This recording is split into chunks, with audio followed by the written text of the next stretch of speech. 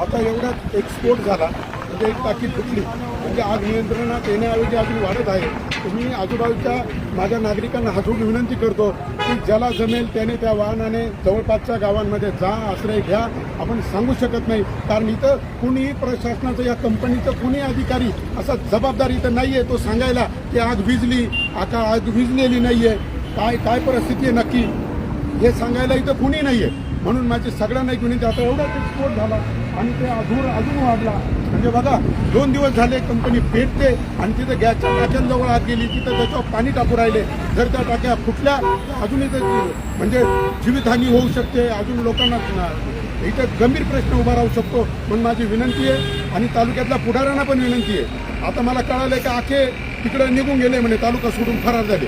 जे पुढारी झाले असेल, फरार झाले असेल त्यांचा निषेध आणि जे पुढारी जवळपासच्या गावांमधील लोकांना स्वतःच्या गाडीत भरून बाजूला नेऊन ठेवत असतील त्या पुढाऱ्यांना माझा सॅल्यूट आहे. जय जवान, जय किसान, जय भूमिपुत्र.